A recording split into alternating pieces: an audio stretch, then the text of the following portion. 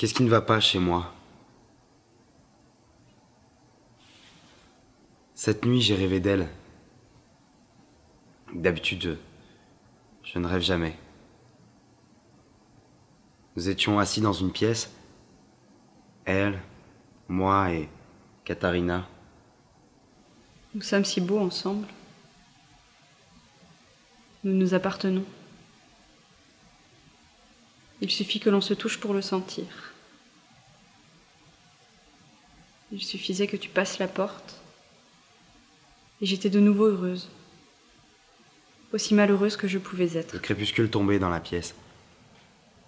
Il se passait quelque chose dehors. Une guerre, peut-être. En tout cas, il y avait des cavaliers qui chevauchaient une colline. Mon chéri.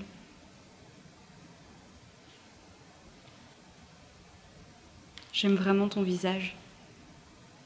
De chair, de sang et d'âme. Un morceau de chair qui grouille de verre. Comme quand on soulève une pierre, tu sais. Bien que ça s'appelle vie, être vivant, ça bout, ça bat, ça a 1000 couleurs et ça éclaire très fort.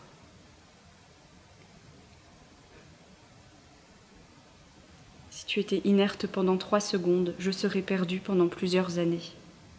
Maman était assise en face de moi, de l'autre côté de la table. Un grand sac dans le vagin. Elle a ouvert le sac pour y prendre quelque chose. Mais Katharina lui disait que j'étais... Non, qu'elle devait s'occuper de moi. Elle promettait de s'occuper de moi et de veiller à ce qu'il ne m'arrive rien. En fait, dans le sac, maman avait un revolver. Et dès que j'arrêtais de raconter pour reprendre ma respiration, ou trouver de nouvelles histoires, ou sa main glissait au fond du sac et saisissait le revolver. Il se dressait tout le temps pour me tuer. Mais je parlais. Elle était obligée d'attendre et d'écouter.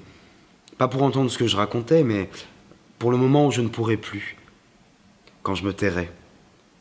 Alors elle pourrait me tuer. Je t'aime. T'aime. T'aime. De la façon la plus étrange et la plus belle.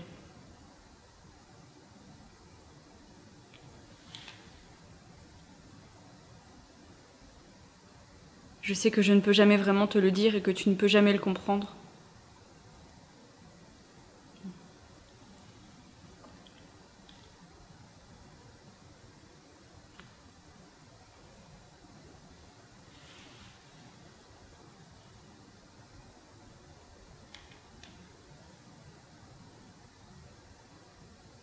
Je sais que je ne peux jamais te le dire et que tu ne peux jamais le comprendre. Je n'ai pas vraiment admis ma déception. Toutes les petites bassesses qui rampent lentement, mais qu'est-ce que ça peut faire? J'ai bondi, foncé vers la porte. Je voulais la claquer derrière moi et la fermer à clé.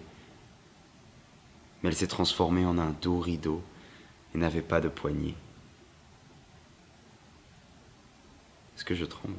En moi, ça aussi, entre le calme et le chaos.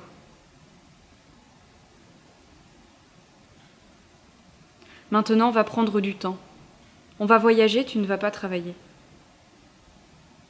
Et moi, je continue à grandir au-dessus de la mort. Aujourd'hui, je crois presque que j'y suis dans la vie. Je ne comprends pas comment tout s'échappe. Toi, tu comprends ?